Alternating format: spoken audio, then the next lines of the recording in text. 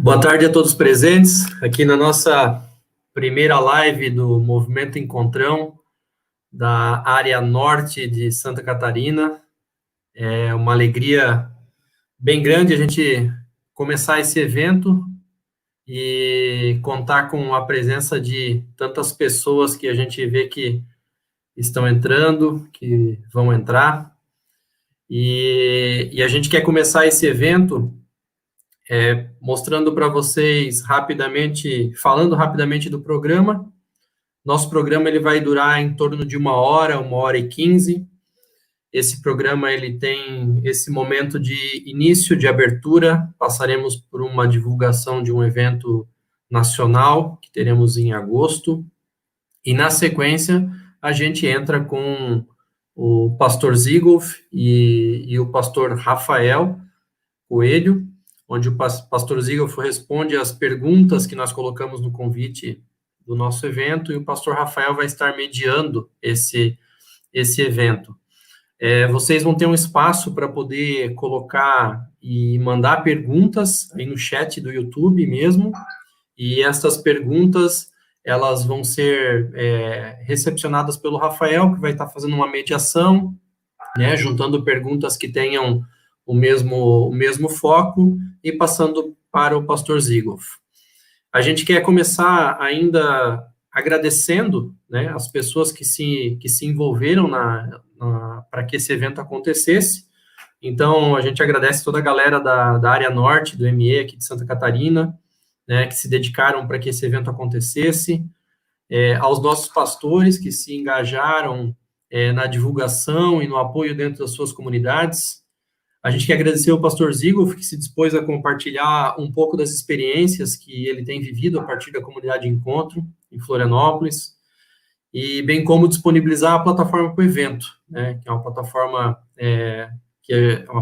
paga, uma plataforma que faz toda essa mediação. Então, obrigado, pastor Zigolf, por isso.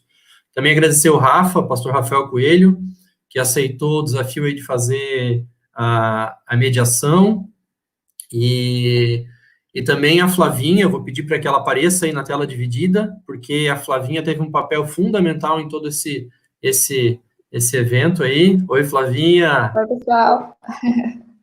A Flavinha que montou e organizou toda a infraestrutura para a condução do evento aqui na plataforma, para que todos pudessem, nesse momento, estarem aí pelo YouTube conseguindo participar do evento. Obrigado, Flavinha, de novo, por todo o empenho. Tá desde quarta-feira a gente tem conversado aí, tem feito testes, e para hoje todo mundo está participando aí. Obrigado, Flavinha. Agora, pessoal, eu queria, ainda antes de a gente começar o evento, saudar vocês com 2 versículos bíblicos. O primeiro, que está em Atos 17, 28, que é o versículo que aparece aí no rodapé do nosso encontro, vai aparecer, que fala: pois nele vivemos, nos movemos e existimos. E também Atos 2, 44, onde fala: os que criam mantinham-se unidos e tinham tudo em comum. Então, o nosso grande objetivo com esse encontro é a gente convergir ideias, convergir pensamentos, trocar ideias, e é isso que a gente tem feito a cada 2 meses quando a gente se encontra na área norte de Santa Catarina. Então, tem um grupo de 7, 8 comunidades que têm se encontrado frequentemente, e o objetivo lá é levar alegrias, dificuldades, compartilhar experiências positivas, compartilhar experiências que não deram certo, para que todos cresçam na unidade da nossa fé. Então, vou finalizando a minha parte aqui, vou pedir para a Flavinha soltar o vídeo de divulgação do Encontro Nacional do ME, que vai acontecer em agosto. A gente quer convidar e enfatizar que todos se inscrevam. É um encontro que vai ter pregadores excelentes, vão ter temas muito relevantes. E depois do vídeo já vai entrar aí o pastor Zigolf e o pastor Rafael para começar o nosso bate-papo. Então, galera, muito obrigado pela participação de vocês, muito obrigado pela presença, e lá no finalzinho eu volto de novo. Valeu!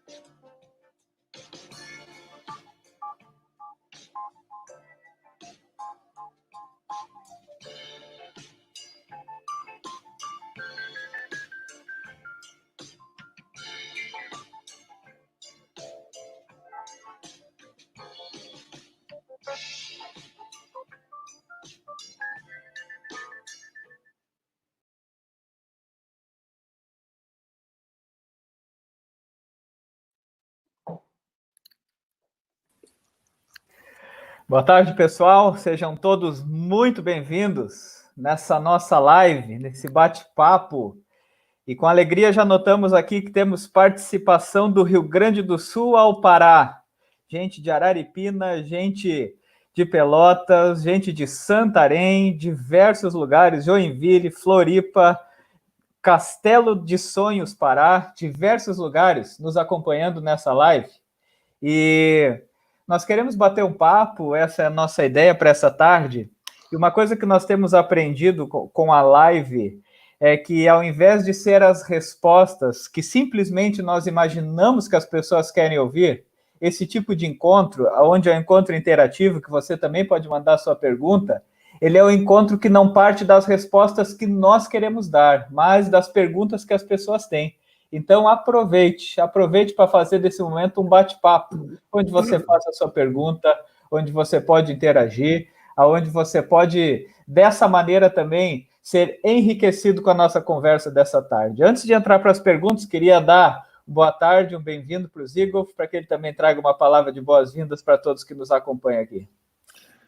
Muito obrigado, Rafael, muito obrigado, Cleiton e equipe que organiza essa live. Eu vejo também aqui pessoas de diversos lugares do Brasil, pessoas que a gente conhece, outras que a gente não conhece tanto. É um grande privilégio, uma grande responsabilidade estar aqui com vocês e tomara que seja um tempo muito especial que a gente tem juntos aqui.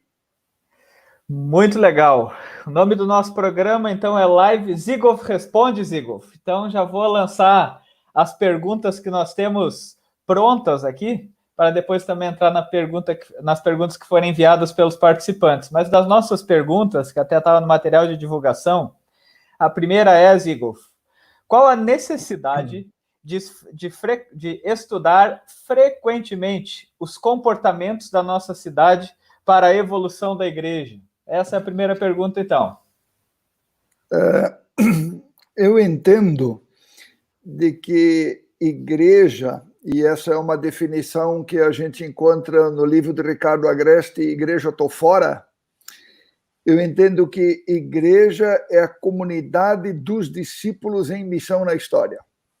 Eu gosto muito dessa definição, gosto muito dessa ideia. Igreja é a comunidade dos discípulos de Jesus em missão na história. Isso significa que o nosso chamado, nossa tarefa, nossa obra missionária, ela não se restringe à nossa comunidade local, ou à nossa paróquia, ou à nossa região, mas ela precisa, de algum modo, nos levar a romper os muros e as muralhas da nossa própria comunidade para alcançar a cidade. Nós somos chamados para alcançar a cidade. Ora, se nós queremos alcançar a cidade e queremos alcançar as pessoas que estão fora do nosso ambiente de comunidade, nós precisamos entender como é que são as pessoas da cidade, como são os seus comportamentos. Há uma estatística americana que diz que quanto mais tempo de convertido uma pessoa tem, menos amigos ele tem fora da igreja. Ora, como é que nós vamos alcançar as pessoas fora se nós não nos relacionamos mais com elas? E aí vem outro problema. Se nós não nos relacionamos com as pessoas, nós não sabemos o que elas pensam, nós não sabemos como elas se organizam, como elas se comportam, como elas entendem a vida e como elas entendem e enxergam a igreja. Quando a gente convive com pessoas de fora da igreja, Rafael, a gente vai perceber que elas, normalmente, esse é o caso que a gente tem experimentado, elas não entendem a nossa linguagem, elas não entendem os nossos ritos, elas não entendem os nossos gestos. Eu lembro de uma pessoa que, uma ocasião, visitou a nossa comunidade e ele me dizia que ele tinha muita dificuldade de entrar num templo luterano, e vale a mesma coisa para um templo católico. Eu perguntei para ele qual era a dificuldade, e ele me disse, olha, eu entro num templo, eu vejo bancos. Eu disse, qual é o problema com os bancos?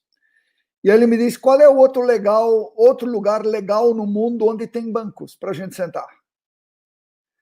Aí ele diz, eu entro, eu vejo lá na frente uma mesa onde tem umas velas, com algumas flores de plástico, e eu não entendo o sentido daquilo.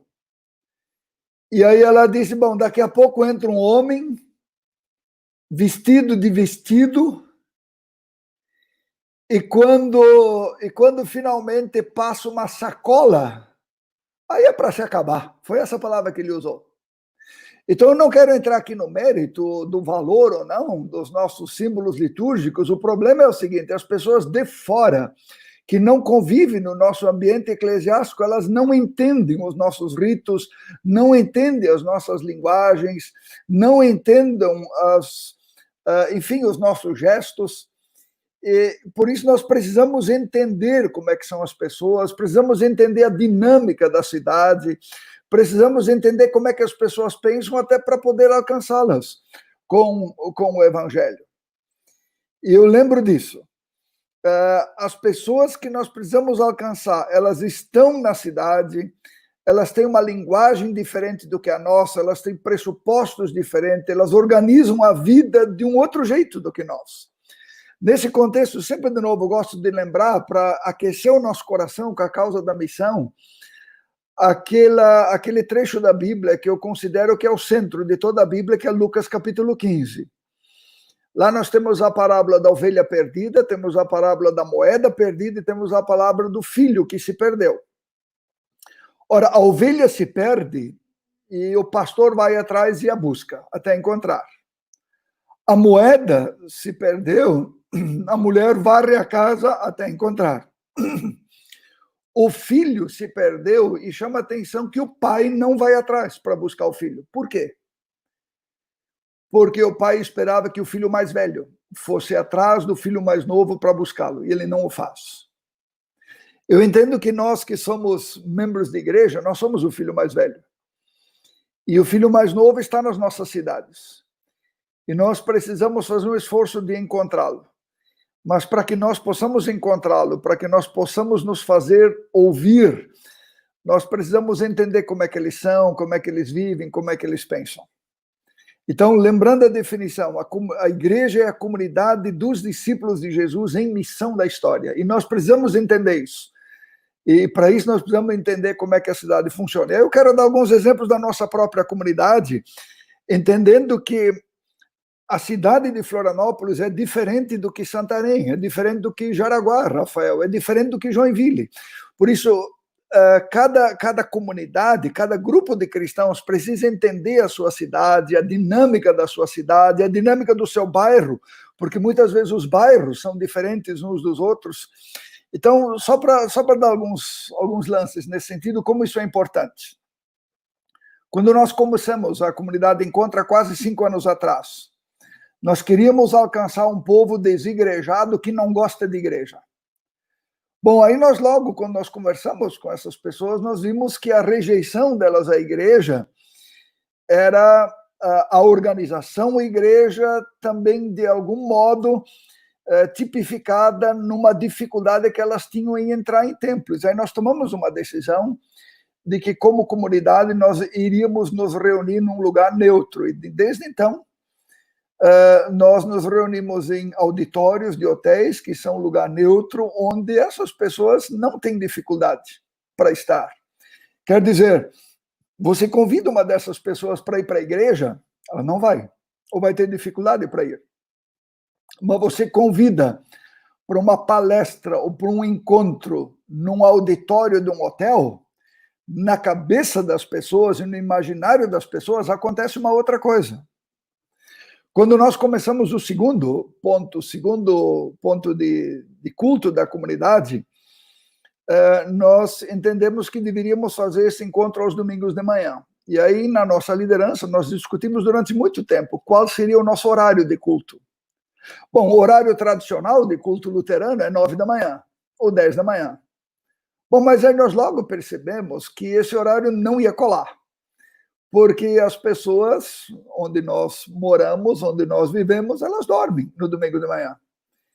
E aí nós estávamos indecisos, faríamos o culto às 10h30 ou às 11 horas. Acabamos tomando uma decisão de fazer o culto às 10h30, porque eu entendia, bom, A gente almoça meio-dia e meio, meio-dia e meio, 10h30 daria tempo.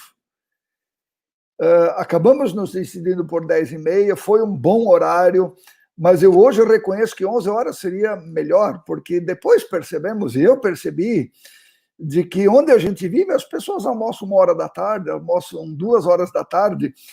Então, percebe, a gente precisa entender essa dinâmica da vida das pessoas para que a gente possa chegar lá. Porque o que muitas vezes acontece, a gente não tenta compreender as pessoas, a gente não tenta ver como é que as pessoas vivem, e aí as pessoas não vêm, a gente acaba erroneamente dizendo, elas não querem nada com nada. Vou dar um terceiro exemplo. Nós logo no primeiro ano percebemos que a partir do dia 20, 22 de dezembro até dia 10 de janeiro, a cidade esvazia, as pessoas vão embora. E aí nós tomamos uma decisão arriscada na época, e tomamos a decisão de que nós iríamos fazer o último culto do ano, entre 15 e 20 de dezembro, não teríamos culto de Natal, não teríamos culto de Ano Novo, mas iríamos reiniciar novamente lá pelo dia 10 de janeiro. Pois olha, foi uma acertada grande que a gente deu, porque as pessoas não ficam com a consciência pesada de terem que ir para a igreja nesse período do ano, e mesmo porque a maior parte delas nem está presente na cidade nesse período. E não há nenhum problema se a gente não tem culto entre 20 de dezembro e 10 de janeiro, por exemplo. A comunidade não morre por isso, pelo contrário. Mas a gente responde, de algum modo, às expectativas das pessoas. Uma outra situação referente agora ao tempo que nós vivemos, agora da pandemia, nós, por exemplo, constatamos de que o nosso público das nossas comunidades vai assistindo os cultos da comunidade, que são gravados, e por essa razão são gravados. Uma parte assiste aos domingos, mas um bom grupo assiste na segunda, na terça, vão assistindo durante a semana. E aí nós entendemos que não havia sentido de fazer um culto ao vivo no domingo, mas que a gente faria um culto gravado, enxuto, bem produzido, bem legal, porque não havia aquele estresse de ter que fazer o culto ao vivo no domingo, dependendo dos altos e baixos da internet, porque o nosso público vai assistindo a palestra durante a semana. E um último exemplo que eu gostaria de dar aqui, dessa coisa da leitura da cidade, a gente percebe que as pessoas não têm um nível de atenção, por exemplo, para assistir uma palestra, um vídeo de 1 hora. E nós tivemos uma sacada de fazer um programa de 15 segundos, que a gente chama de Você Sabia? Você sabia? E uma palavra da Bíblia, uma interpretação da palavra bíblica, e no final a gente diz, está na Bíblia. 15 segundos. E a gente tem observado que quase 1.000 pessoas a cada dia nos últimos 3 meses assistem, porque é curto, porque é objetivo, mas tudo isso tem a ver com essa vibe de a gente entender a cidade, entendendo como as pessoas funcionam, como as pessoas se organizam, como as pessoas pensam, como elas vivem, para que a gente possa se comunicar melhor com elas, porque um dos grandes problemas da igreja é que a gente muitas vezes responde perguntas que ninguém faz, o que as pessoas não fazem. É isso aí, Rafael. Zigofenda, dentro dessa primeira, eu agora queria fazer uma pergunta para ti. A pergunta era estudar frequentemente os comportamentos da cidade. E eu diria assim, vocês tiveram um grande êxito ao fazer essa leitura da cultura, fazer essa leitura da cidade, eu consegui alcançar essas pessoas. Mas 5 anos depois, nos dá um exemplo, ou tem um exemplo assim, de algo que você teve que reaprender dessa cidade que em 5 anos mudou, por exemplo?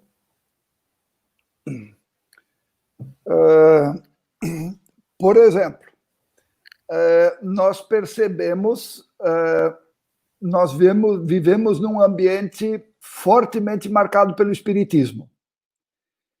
E as pessoas que vêm do espiritismo, elas estão muito focadas nessa coisa de fazer alguma coisa, de fazer boas obras, de ajudar pessoas. E nós percebemos também que a gente está num tempo onde há uma inflação de palavras nas igrejas, na política, na sociedade, em tudo que é lugar. Tanto é que tem gente que não aguenta mais e não assiste mais telejornal, o que eu acho um erro. E nós percebemos que a gente precisa dialogar com a cidade, não apenas falando, mas que a cidade, a nossa cidade, ela entende a linguagem da ação, da generosidade. E por isso, no último ano, especialmente, agora intensamente nesse período de pandemia, nós estamos fortalecendo a nossa ação social da comunidade, sempre em parceria com outras instituições de igrejas ou da sociedade civil, tentando ajudar, ou tentando levar o evangelho para a cidade, não apenas através das palavras, mas através do agir. Então, essa foi uma das coisas que a gente percebeu, agora, recentemente, de que mais do que falar, mais do que um culto com bonito louvor, com bonito ambiente, que, aliás, também é uma coisa bem importante na leitura da cidade. As pessoas hoje funcionam muito pelo olhar.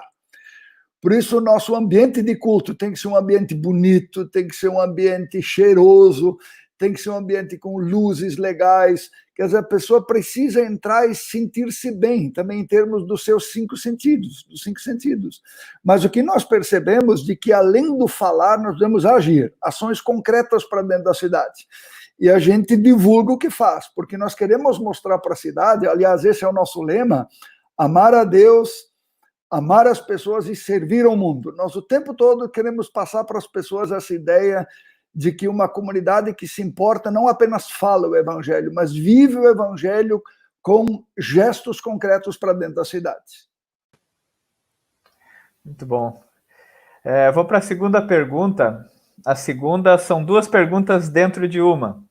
E só lembrando aí também, ainda não recebemos pergunta aí no nosso bate-papo, fique bem à vontade aí se você tem alguma pergunta para fazer. Mas a segunda, ela é a seguinte: quais os desafios da comunicação na era pós-moderna onde vive a igreja? E dentro dos desafios da comunicação tem a seguinte: como equalizar isso entre as gerações e estilos de igrejas? Muito bom, muito boa pergunta, Rafael. Talvez o maior desafio que a gente tenha seja conosco mesmo. Nós precisamos nos dar conta de que as pessoas aí fora não entendem a nossa linguagem. As pessoas não entendem o que é o evangelho. Quando você fala para o seu vizinho, quando fala para pessoas o que é evangelho, elas não sabem. Se você simplesmente diz para uma pessoa que ela precisa ser salva, é capaz que ela lhe diga, mas salva do quê? Eu tenho tudo. Nós experimentamos aqui na nossa comunidade que tem gente que chegou e não sabia o que é Santa Ceia. Eu tive dificuldade, num primeiro momento, de explicar o que é Santa Ceia. Quer dizer, o nosso evangeliquez, as pessoas não entendem. Eu lembro de uma ocasião, eu pregava, e eu falava sobre, aliás, pregava é uma dessas palavras que o pessoal de fora não entende, não é? A gente sempre fala de mensagem. Pregação é uma palavra que as pessoas não entendem. Mas eu falava na mensagem de Paulo de Tarso, e logo em seguida uma pessoa chegou para mim e disse: pastor, obrigado, hoje eu descobri o sobrenome do Paulo. Quer dizer, as pessoas não entendem. Quando você diz, por exemplo, no culto, carta do apóstolo Paulo aos Coríntios, elas não sabem quem é o apóstolo, elas não sabem quem é Paulo e não sabem quem é Coríntios. Então, além da nossa linguagem, as pessoas não entendem os nossos ritos. Eu lembro que num dos nossos primeiros cultos, uma pessoa estava sentada atrás de mim e quando o culto ia começando, ela me perguntou: pastor, eu não entendo como é que é aqui, você tem que me explicar qual é a hora de sentar ou levantar. Percebe? Nós percebemos que as pessoas de fora, elas não entendiam por que durante a música ou durante o louvor, que a gente chama, as pessoas precisam ficar em pé, às vezes até cansar, e na oração e na mensagem elas sentam. Por quê? As pessoas não entendem, né, o que passa na nossa cabeça. Às vezes nem a gente entende, não é? Ou o nosso linguajar. Alguém chega pela primeira vez na igreja e a gente já sai chamando ele de irmão. É uma linguagem estranha para as pessoas, né? Ou quando chega alguém de fora, resistente, alguém já chega e diz: paz do Senhor, irmão. Ainda que seja uma saudação bíblica, as pessoas não entendem essa linguagem. E nós percebemos de que a nossa linguagem muitas vezes desperta reações negativas. Culto. As pessoas vão lembrar culto das igrejas neopentecostais. Igreja, a palavra igreja desperta coisas na mente delas que nem sempre são positivas, às vezes são positivas, mas nem sempre. Ou a própria palavra oração. Muitas pessoas não entendem mais o que é oração. Nós tivemos crianças de 8, 9 anos que não sabiam, no trabalho com as crianças, não sabiam que era Jesus. E perguntaram, tia, quem é esse Jesus? Então, nós precisamos nos dar conta dessa realidade, que naturalmente é diferente de um lugar para o outro, e aí nós fizemos algumas escolhas. Por exemplo, a gente não usa a palavra Evangelho de Mateus. A gente diz, na Bíblia, tem algumas biografias de Jesus que a gente chama de evangelhos, e uma delas escrita por Mateus. Ao invés de dizer carta de Paulo aos Coríntios, eu costumo dizer, lá no 1º século vivia um seguidor de Jesus chamado Paulo de Tarso, natural de Tarso, que escreveu uma carta a uma comunidade como a nossa, chamada Corinto, porque ela era na cidade de Corinto. Em vez de dizer vamos orar, eu costumo dizer para as pessoas vamos falar com Deus. Em vez de igreja, a gente usa a palavra comunidade, que é mais tranquila. Em vez de discípulos, nós usamos seguidores de Jesus. Em vez de irmão, a gente costuma usar a palavra amigos, e nós somos muito ousados.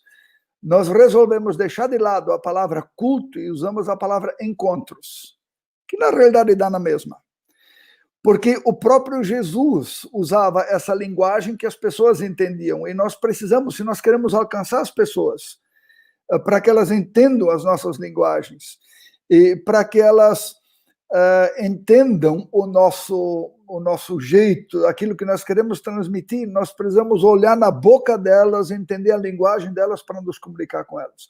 Com respeito às gerações, na verdade, essa dificuldade com a linguagem, com a comunicação, não é só uma dificuldade que nós temos de dentro para fora, nós temos dentro da própria comunidade. Por isso eu gosto muito da ideia, quando comunidades têm mais do que um culto, não necessariamente voltado à geração A, geração B, porque nós observamos que tem gente de 60 anos que tem cabeça de 20, no bom sentido. E tem gente que tem 25 anos, mas que tem um perfil de gente de 60. Por isso, quando uma comunidade tem essa possibilidade de ter mais de um culto, em horário diferente, com perfil diferente, isso é muito bem-vindo, porque isso é um esforço que a gente faz no sentido de comunicar o evangelho com um determinado público. Muito bom, muito bom. E essa ideia, inclusive sobre os diferentes estilos, nós percebemos até nessa comunicação virtual. Alguns vão ser mais do WhatsApp, outros vão mais no YouTube, outros são mais de podcast, outros ainda se informam através da televisão. Também o estilo de comunicação e o estilo que a gente comunica, para alguns ele é um peso, e para outros ele é uma linguagem boa. Um exemplo que eu dou, que talvez é a prática de muitos, aqui nós temos um monte de grupo de WhatsApp da igreja, do presbitério, dos líderes de pequenos grupos, supervisores de pequenos grupos. E quando a gente estava pensando na comunicação, fazendo uma enquete da comunicação, a gente resolveu colocar na nossa página do Instagram, no Facebook, essa pesquisa dizendo o que você gostaria de participar. E para nossa surpresa, a grande maioria que respondeu colocou que queria um grupo de WhatsApp da igreja. Daí o pessoal, puxa, grupo de WhatsApp, se perguntasse para quem é da liderança, eles iam dizer, não quero nem saber de grupo de WhatsApp mais. Só que é óbvio, você que já está com essa mentalidade da igreja, dentro dessa comunicação da igreja, você vai ter acesso a todas as informações. Mas para alguém, quem sabe, que está chegando na comunidade, que é visitante de um culto, às vezes o recado para ele ali é, agora eu faço parte de um grupo da igreja. Então, eles tinham esse desejo, e foi até um grupo que, por saber que para muitos que já estão em vários grupos chega a ser meio saturado, a gente não adicionou ninguém, a gente mandou o link para convite. E é o nosso grupo que tem mais de 200 participantes, que foi só enviar o link e as pessoas foram se inscrevendo. mas para mostrar também, assim como hoje, isso que você diz assim, é muito difícil a gente conseguir, em um estilo, responder uma grande demanda, porque as pessoas têm estilos diferentes, gostos diferentes. Não sei Até, Rafael, uma palavra nesse sentido, por exemplo, quando uma comunidade, nesse tempo de pandemia, decide que ela vai reproduzir o seu culto que antes era presencial e que agora é não presencial, ela está fazendo uma opção de alcançar os seus membros que estão acostumados com aquele culto. Agora, se ela quer alcançar pessoas de fora, ela precisa ter um outro estilo. Ela precisa ter um espaço muito mais curto. Nenhuma pessoa de fora vai sentar durante 1 hora e ver até um culto da nossa igreja de 1h30. Nenhuma pessoa de fora que está buscando alguma coisa legal vai sentar 1 hora no sofá para curtir músicas que ela não conhece, porque provavelmente ela vai encontrar música de muito maior qualidade em outras plataformas da internet. Então, a gente sempre precisa fazer a opção, qual é o público que nós queremos alcançar. Se nós queremos alcançar gente fora, nesse período, tem que ser um negócio bonito, tem que ser uma coisa curta, tem que ser uma coisa atrativa para alcançar as pessoas. E mesmo dentro da própria comunidade. Há pessoas que gostam de um estilo, gostam do outro, e não tem certo e errado, mas as pessoas são diferentes. Né? Basta olhar para as nossas famílias, elas têm gostos musicais diferentes. Então, ou a igreja reconhece isso e leva isso a sério, ou nós vamos perder gente. E aí ainda vamos dizer, não, as pessoas não querem nada com nada. Eu percebo que as pessoas estão muito abertas para o evangelho nos nossos dias. O problema é que nós não estamos conseguindo nos comunicar com elas, talvez porque a gente não tem a disposição de fazer a leitura da realidade na qual elas vivem. Aquele livro Igreja Essencial, que a gente já conversou muitas vezes sobre ele, já foi inspiração para muitos congressos que a gente participou. Naquele livro, a certa altura, o autor diz assim, ele diz assim, uma igreja que está disposta a fazer a missão de Deus no mundo, na sua cidade, ela não pode dizer sempre foi assim, mas ela precisa dizer, nós nunca fizemos isso antes, mas se é para comunicar o evangelho, assim o faremos. De dizer assim, a gente não pode se acomodar em algo simplesmente porque já faz parte de uma prática, mas de tentar responder, tentar comunicar, se sentir desafiado a dizer, eu nunca fiz, porém, em virtude do que eu vivo e da missão que eu quero cumprir, a gente vai arriscar. Exatamente. E dentro disso, agora entra essa nossa terceira pergunta, e ainda não recebemos nenhuma ali no bate-papo, estamos na nossa terceira e última do nosso script aqui, então se você tem uma pergunta, já envie, fique à vontade, pode ser a partir da sua realidade também, algo que você queira saber, a gente vai tentar responder aqui. Mas a terceira é, Zigolf, daí trazendo para os dias atuais e para essa situação atual, o que a Covid-19 nos traz de aprendizado no pastoreio missional? O que esse período tem trazido de aprendizado? Sim, Rafael, eu queria retomar o que eu já disse um pouco, brevemente há pouco. Eu penso que nós vivemos num tempo de excesso de palavras. E eu tenho percebido que uma linguagem que fala, que é a linguagem missional, é a linguagem da generosidade. Nós tomamos uma decisão aqui na nossa comunidade, na liderança da nossa comunidade, de que nesse período de pandemia, além de manter a comunidade funcionando, nós iríamos fortalecer a nossa ação social e, na medida do possível, iríamos ajudar outras comunidades que tivessem em dificuldade. E a gente vai divulgando entre as pessoas que participam da comunidade, onde a gente ajuda, onde a gente se empenha junto, onde a gente faz parceria. Me chamou muita atenção nos últimos dias que eu recebo um recado por WhatsApp de uma mulher que passou por diversas igrejas, havia se decepcionado com igrejas, e quando ela vê essas ações concretas, que eu chamo de missionais da comunidade, ela me escreveu mais ou menos dizendo assim, eu tenho muito orgulho de fazer parte dessa comunidade, porque ela percebeu que a comunidade não tem só conversa. o que é importante, naturalmente. Tem pregação, mas ela é uma comunidade que age concretamente servindo a cidade. Aliás, essa é uma das marcas do cristianismo em toda a sua história. Basta a gente observar um pouco o crescimento do cristianismo ao longo da história. Pensando no Império Romano, no ano 40 da nossa era, segundo especialistas e estudiosos, havia em torno de 5 mil cristãos, 5 mil seguidores de Jesus no ano 40. No ano 300, eles eram 6 milhões. O que fez a igreja crescer tanto? E é claro, a gente percebe que em 2 momentos especiais da história do Império Romano que o crescimento teve uma explosão. O primeiro deles foi ao redor do ano 165. No ano 165, houve no Império Romano uma grande epidemia de varíola que durou 15 anos. Nessa epidemia, 1/4 da população do Império Romano morreu nessa epidemia, entre eles o imperador Marco Aurélio, no ano 180, e a segunda epidemia, no ano 251, que foi uma epidemia de rubéola, que também dizimou cerca de 1/4 da população. Por que durante essas 2 epidemias, ou entre essas 2 epidemias, o cristianismo cresceu tanto? Ora, os pagãos não sabiam lidar com o sofrimento. Eles imaginavam que o sofrimento é a ira dos deuses que está sendo derramada sobre a terra, e aí eles fugiam, porque eles não sabiam o que fazer, não tinham respostas para o sofrimento. E aí abandonavam os doentes à sua própria sorte.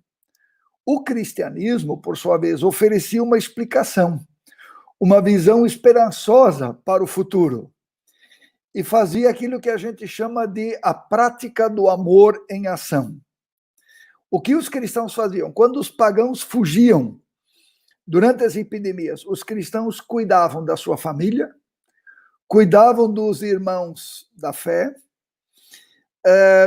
mas também cuidavam dos vizinhos, cuidavam da população geral, que haviam perdido pais, que haviam perdido filhos, que haviam perdido irmãos, e ocupavam o lugar que ficava vazio. E essa prática de amor dos cristãos para com os pagãos nesse tempo de epidemia fez com que o cristianismo crescesse nesse período de uma forma extraordinária. Por isso eu entendo que vida missional sempre tem a ver com essas 2 coisas, que a gente prega o evangelho, que a gente anuncia o evangelho numa linguagem que as pessoas entendem, mas a gente se relaciona com as pessoas, a gente estende a mão para com as pessoas e a gente serve as pessoas de alguma maneira e a gente dá passos concretos na direção delas. Só para explicar um pouco, eu falei há pouco da nossa ação social, vocês viram que eu não tenho usado a palavra diaconia. Por que eu não uso a palavra diaconia, ainda que seja uma palavra bíblica? Porque ninguém sabe o que é. Mas ação social, todo mundo sabe o que é. Então, eu penso que a vida missional, especialmente nesse tempo de Covid, ele passa por um anúncio claro, uma vivência clara de relacionamentos que se colocam ao lado, que ajudam, que dão força e que socorrem pessoas em necessidade. Isso faz parte da nossa história cristã e poderia e deveria, de novo, ser incorporado por nós, fazendo com que o nosso olhar não esteja meramente voltado para dentro, mas se volte para fora. Nessa linha ainda que você fala, uma coisa que chamou bastante a minha atenção é que, num certo momento, a gente percebeu o seguinte: nós não devemos só criar conteúdo nesse período, mas nós devemos pastorear as pessoas. E foi a linha que você pegou aí, e foi o que falou também dessa história de criar relacionamentos. E uma coisa que chamou a minha atenção, eu estava numa live com um advogado da cidade que ele trabalha na área de inovação, e eu falei isso para ele, que nós entendemos que a gente tem uma mensagem a falar, mas muito mais que falar, às vezes, é esse pastoreio. É você pegar o telefone, ligar por um idoso, conversar com alguém, ajudar com uma cesta básica, essa forma de relacionamento, de trazer para o pessoal, apesar de estarmos nessa distância. E ele disse para mim Interessante ouvir isso da igreja, que essa semana eu conversava com um responsável de empresas, aceleradoras de startups, ele me disse a mesma coisa, que eles têm notado que, além do conteúdo que eles têm para oferecer nesse período, uma coisa muito importante é ouvir as pessoas, é ouvir o cliente, é ouvir o funcionário, é ter esse momento onde você nem tem muita coisa para apresentar, mas você está junto, fazendo essa pessoa perceber que ela não está sozinha. E como isso, no momento que você pergunta como é que você está, eu vim aqui falar contigo, te trazer isso aqui, ou eu estou aqui, te liguei para saber de como você está. Então, eu acho que às vezes essas maneiras simples, elas acabam ajudando muito também nesse período de pensar e de se reinventar no pastoreio, de lembrar que às vezes nem é tanto o que a gente fala, mas o que a gente faz ou também o que a gente é para as pessoas que marca bastante. Tem algumas perguntas que chegaram bem interessantes, Igor. Eu vou começar com a do Clayton, que ela vai nessa linha do que a gente estava falando já desse pastoreio das pessoas, e depois as outras falam sobre mudança de igreja, tem outras também que falam sobre posicionamento. Mas vamos começar com a do Clayton, que pergunta o seguinte: Zigolf, e aqueles que estavam chegando, que ainda não tinham laços concretos na comunidade, como não perder eles nesse momento de distanciamento físico? Eu vou exemplificar, simplesmente, bem rapidamente, algumas coisas que nós concretamente fizemos. O nosso trabalho com as crianças continua normal, e o que antes era o Encontro Kids na comunidade, agora é o Encontro Kids em casa. A gente toda semana manda a história, manda as atividades para que os pais possam fazer em casa com as crianças. Mas uma coisa importante, cada professora do trabalho com as crianças, a gente tem bastante crianças, ficou encarregada de 7 crianças. Cada professora, né, da escola dominical, do culto infantil, de vez em quando manda uma mensagem, liga para as crianças, vê como é que elas estão, fala com os pais para manter esse vínculo. Eu mesmo pessoalmente, em média, ligo para 7 pessoas por dia que estão nos meus contatos, vejo como elas estão, pergunto como elas estão, trago uma palavra, oro com elas, vejo se elas têm alguma necessidade. Os líderes dos pequenos grupos estão encarregados de manter em contato com as pessoas dos seus grupos, e nós temos desafiado a toda a liderança da nossa comunidade que durante a semana cada um ligue para pelo menos 3 pessoas que conhece, que frequenta, que convidou alguma vez para a comunidade, para que a gente possa tomar alguma ação concreta. Só um pouquinho, caiu um fio aqui, desculpa. Alguma ação concreta de tentar manter os vínculos. Não tem outro jeito, tem que botar a mão no telefone e fazer as coisas funcionar. É quase um trabalho artesanal, né, Zigolf? 1 a 1. Um a um. Pastor liga, líderes das crianças ligam, líderes dos PGs ligam, presbíteros ligam, e assim a gente vai fazendo contato com as pessoas. E para meu espanto, metade das pessoas que eu ligo estavam precisando de oração naquele momento. Alguma situação complicada, que as pessoas estão em necessidade, elas precisam. Então vale isso que é simples, é o básico. Uhum.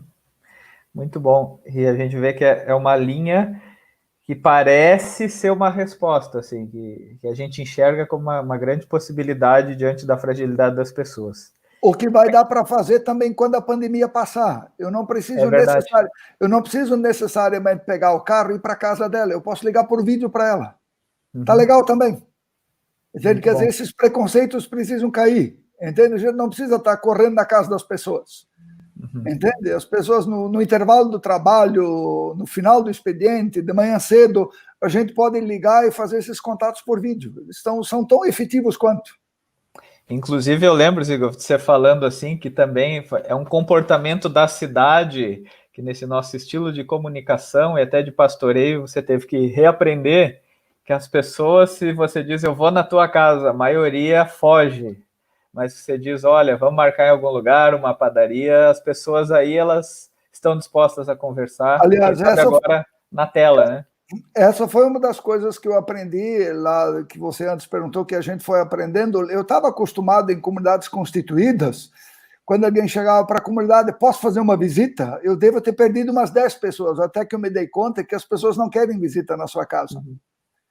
Entende? E eu aprendi que eu só vou fazer visita no dia que ele convidar.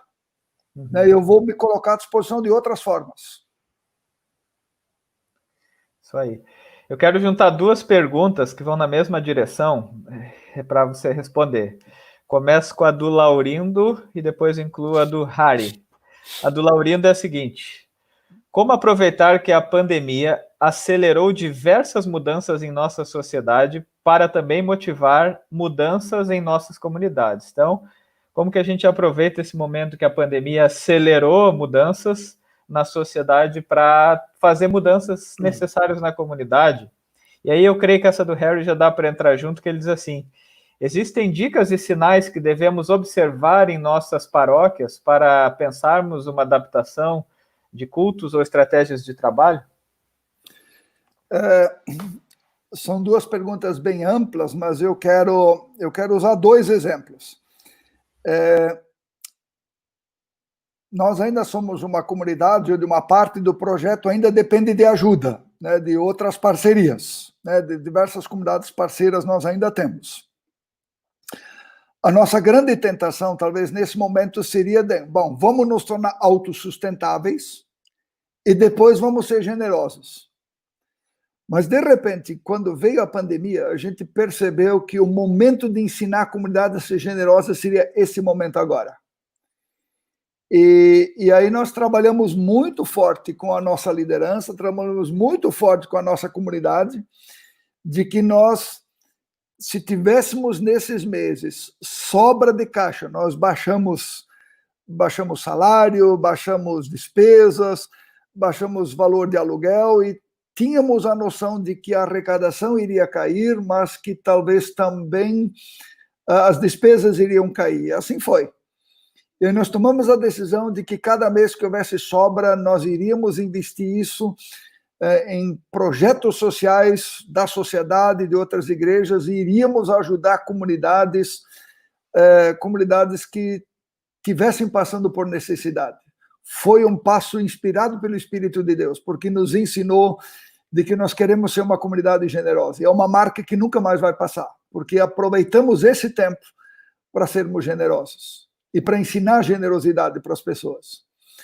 Quer dizer, criar uma cultura de solidariedade e de generosidade na comunidade. E me chamou a atenção quando nós, por exemplo, tomamos a decisão de que nós iríamos ajudar uma comunidade com X, não valor grande, valor pequeno.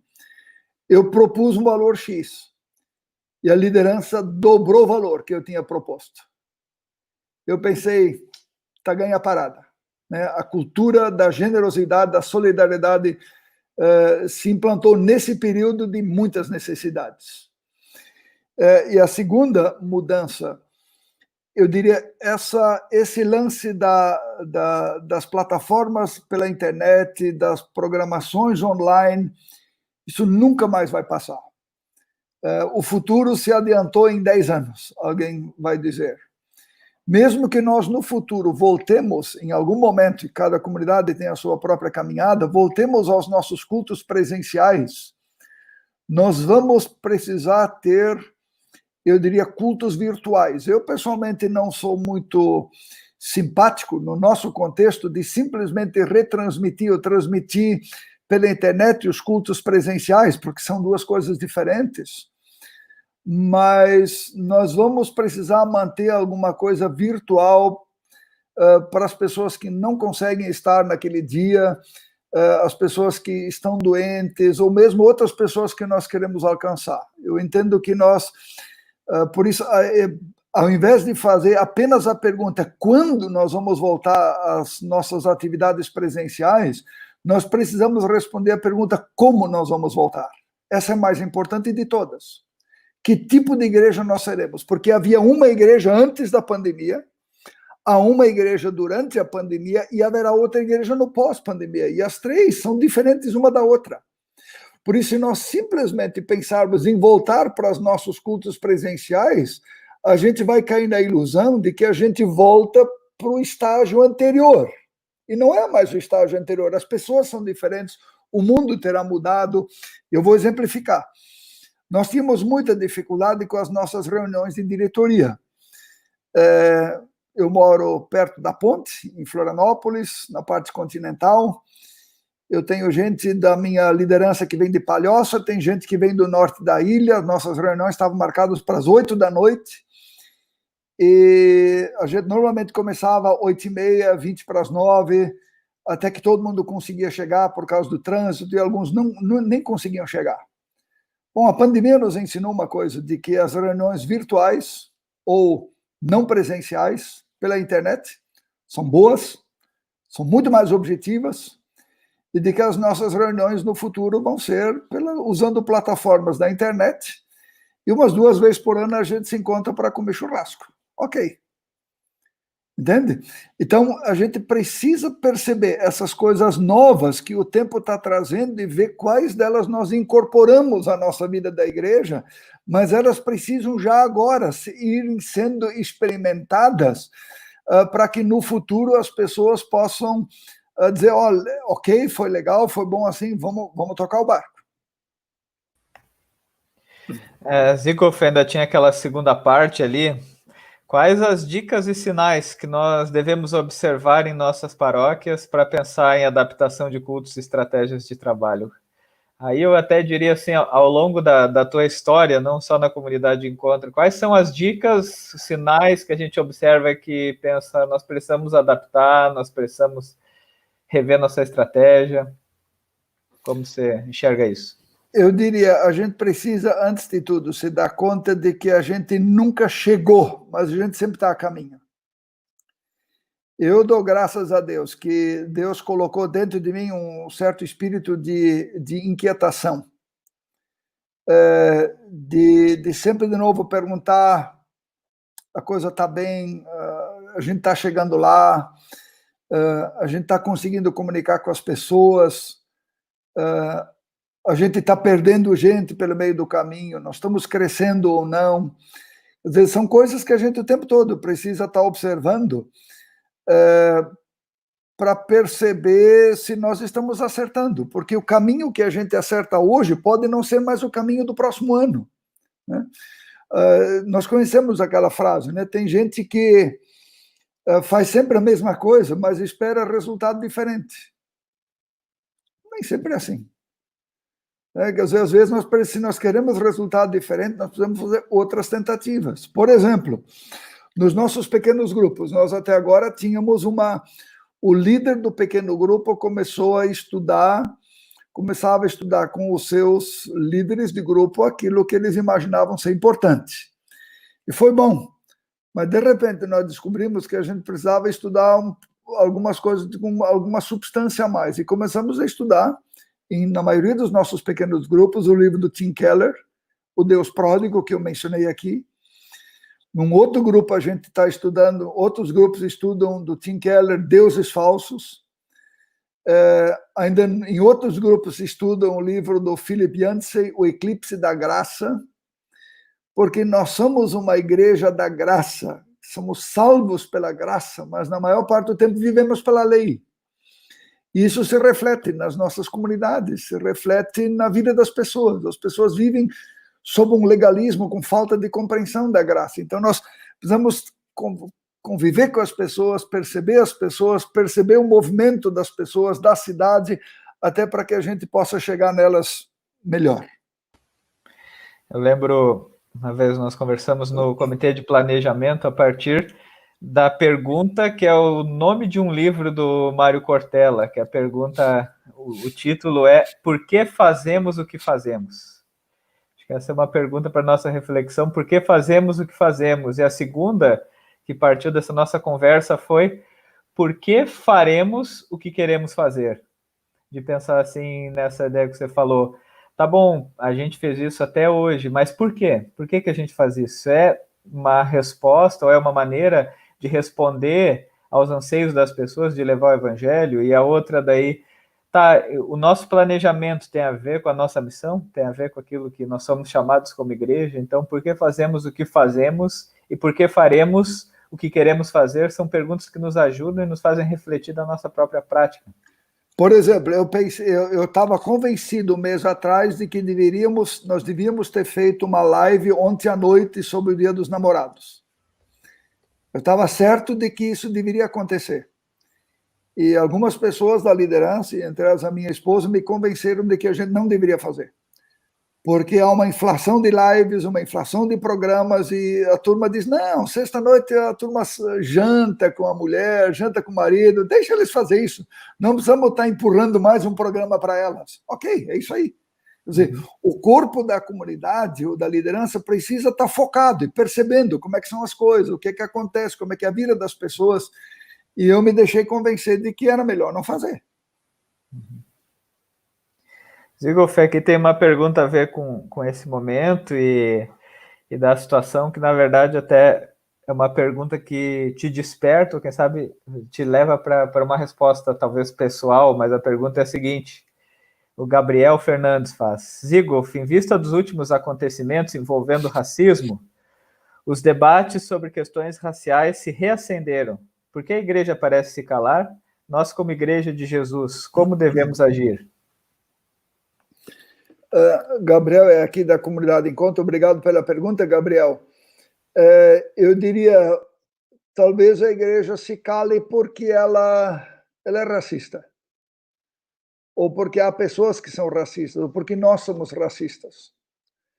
Talvez o racismo não seja apenas com relação aos negros, mas seja outros racismos, talvez a gente alimente. E eu tenho feito aquilo que eu posso fazer, e eu acho que cada um de nós precisa fazer. Nós precisamos, eu acho que, acima de tudo, em primeiro lugar, fazer uma análise de nós mesmos. Eu estou livre desse pecado, realmente. Eu estou livre disso, no meu coração. Em segundo lugar, nós precisamos abordar pessoas. Eu ainda hoje conversava com uma pessoa sobre isso. Justamente no sentido de que a gente precisa ir falando, precisa ir conscientizando. Nós, por exemplo, essa semana, largamos aí nas nossas redes sociais, nos nossos grupos, algumas frases do Martin Luther King. Eu tenho mencionado nas nossas mensagens de domingo reiteradamente essa questão envolvendo a morte daquele americano lá em Minneapolis, do menino Miguel. Vou mencionar mais uma vez amanhã. Eu penso que a gente precisa tratar do assunto sem polarizar o assunto. O assunto precisa ser conversado, o assunto precisa ser pregado, o assunto precisa ser conversado, precisa ser tratado, especialmente nas nossas comunidades, sem, no entanto, polarizar. Porque na medida em que a gente polariza, as pessoas do outro lado elas se fecham, e aí se fecha para o diálogo, que é o grande problema hoje entre direita e esquerda do Brasil, e nem dialoga mais. E aí o que começa a acontecer? Nós começamos a naturalizar a miséria, mais de 40 mil mortos pela Covid, e a gente se acostuma tanto a ouvir isso de que daqui a pouco não mexe mais com a gente, daqui a pouco não toca mais o coração da gente. Então, eu diria, é uma questão de uma autoanálise minha, em primeiro lugar, mas de que cada um de nós, lá onde está, de falar, de tratar esse assunto, de pregar sobre esse assunto, as questões que envolvem a justiça. Eu estava lendo ontem o livro do Tim Keller, Justiça Generosa, onde ele trata bastante desse assunto na lateralidade, mas mostrando que é um assunto que a gente precisa se ocupar, porque ele tem a ver com o evangelho e tem a ver com a graça de Deus, porque lá onde tem racismo, lá onde tem moralismo, o problema é que não houve uma compreensão da graça de Deus. Então, não basta convencer alguém a não ser moralista, mas a gente precisa ajudar aquela pessoa a compreender a graça de Deus. Não adianta a gente convencer um racista a deixar de ser racista, a gente precisa ajudá-lo para que ele compreenda a graça de Deus, porque quando ele compreender a graça de Deus, ele vai parar de ser moralista, ele vai parar de ser racista, e penso que esse é um pouco a tarefa e o papel da igreja e de todos nós. Muito bom, Zigo. Temos uma última pergunta, e também o nosso tempo já está se esgotando. A Mileide, ela diz assim, Mileide Terra de Oliveira, ela diz assim: É um desafio ser e viver uma vida cristã em meio a pessoas que não querem ouvir e falar de Jesus. Então a pergunta que ela faz é a seguinte: qual é o limite que devemos ter em insistir falar do evangelho sem que as pessoas se afastem? É uma pergunta bem bonita, Milady, bem interessante. Eu diria, a nossa missão com uma pessoa, ela não se esgota. E a gente precisa se dar conta que, ao mesmo tempo em que nós falamos com a pessoa e testemunhamos para a pessoa do Evangelho, a gente precisa se dar conta que o Espírito de Deus também está trabalhando. O Espírito de Deus também está agindo e está fazendo alguma coisa. E, a meu ver, nos nossos dias, se nós queremos alcançar pessoas de fora, nós precisamos dar um testemunho inteligente. Se o nosso testemunho, em primeiro lugar, eu diria, nós precisamos talvez da pessoa com quem nós lidamos, nós talvez precisemos desconstruir a visão que ela adquiriu sobre a igreja e sobre os cristãos, porque a maioria das pessoas de fora não tem uma boa visão dos cristãos, e muitas vezes com razão, porque muitos cristãos são chatos, são mal-humorados, são moralistas, não são amorosos, não são muito coerentes, e aí as pessoas rejeitam o cristianismo, o evangelho, por conta do mau exemplo de alguns cristãos que elas conhecem. Então nós precisamos desconstruir a imagem do cristianismo que algumas pessoas têm. E isso a gente desconstrói com paciência, com atitudes de amor, com atitudes de sobriedade, não sendo uma pessoa julgadora. E aí a gente precisa encontrar com aquelas pessoas canais de diálogo, canais de interesse mútuo. Se eu quiser impor a minha fé, não vai funcionar. Mas se ela entender que eu sou seguidor de Jesus e que eu sou legal, meio caminho andado. E aí, de repente, se o interesse dessa pessoa, digamos, voltando ao exemplo que eu usei antes, o que nós estamos percebendo é que quando algumas pessoas percebem que a comunidade está assumindo uma ênfase social forte, que isso de repente chama a atenção das pessoas de fora, e muitas pessoas começam a querer ajudar.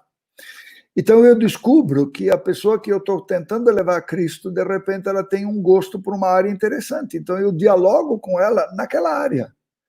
Eu converso com ela em áreas do interesse dela, e vou fazendo justamente esse evangelismo pelo relacionamento, que aproveita para falar quando a pessoa pergunta, na medida em que a pessoa abre a porta, sem que a gente arrombe a porta e tente convencer ela a ferro e fogo de que ela precisa seguir Jesus.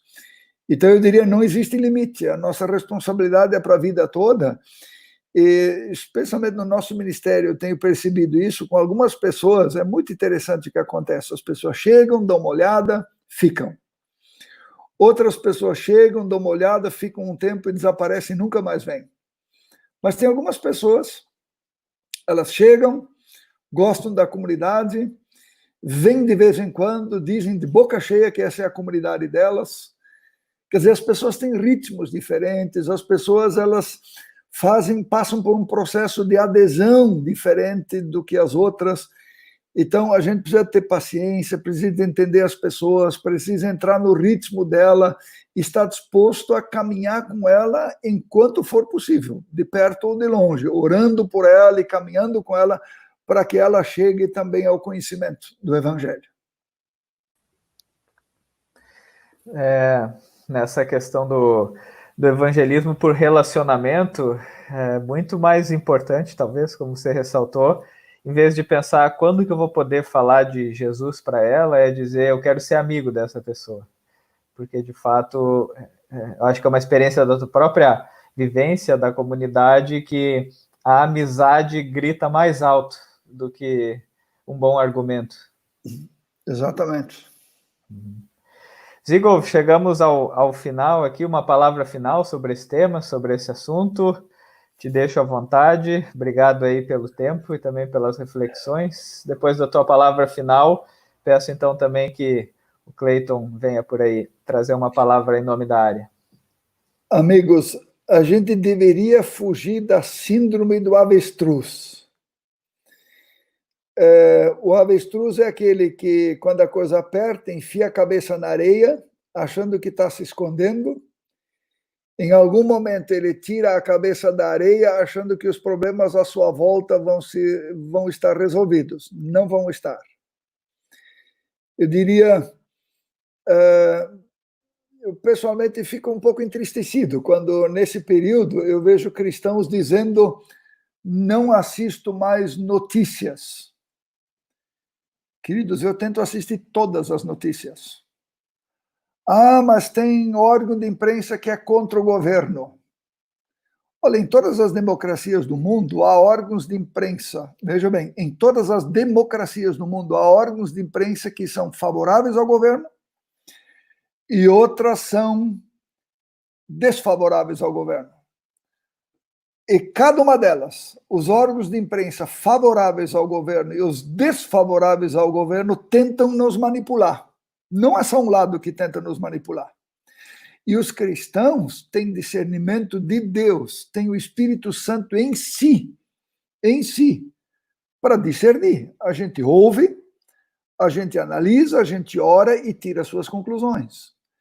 Porque nós precisamos entender o que está acontecendo, nós precisamos entender como é que estão vivendo as pessoas, nós precisamos entender como é que as pessoas vivem na cidade, para que nós possamos perceber como elas são, para poder conversar com elas e chegar até elas. Eu penso que esse tempo de pandemia é um tempo excelente para a gente estabelecer conversa com as pessoas, estabelecer diálogo, ajudar a abrir os olhos das pessoas para que elas não se deixem manipular nem para um lado e para o outro. E cá para nós, tem manipulação de ambos os lados. E o nosso testemunho não é testemunho de partido A e de partido B. Nosso testemunho não é testemunho de ideologia A ou de ideologia B. O nosso testemunho é de Jesus Cristo. Esse é o problema. Então, que Deus tire a nossa cabeça da areia, nos ajude a entender a cidade, entender as pessoas, para que a gente possa conversar com elas e falar do Evangelho com elas. Muito obrigado pela oportunidade, que Deus nos abençoe e nos ajude a sermos igreja em nossas cidades e em nosso bairro. Pessoal, estamos chegando ao final. Estou passando aqui para agradecer a presença de todos que assistiram a live. Automaticamente, quando esse tempo terminar, todo o conteúdo fica gravado no YouTube, no canal do Movimento Encontrão. Então, vocês podem se inscrever lá. Vocês podem compartilhar esse conteúdo com quem não pôde assistir. Um agradecimento especial de novo à galera da área, a Flavinha aí que organizou e fez com que tudo acontecesse perfeitamente, ao Zigoff pelo tempo dele, ao Rafa pela mediação. E, galera, até o próximo encontro. Muito obrigado. Valeu, um abraço.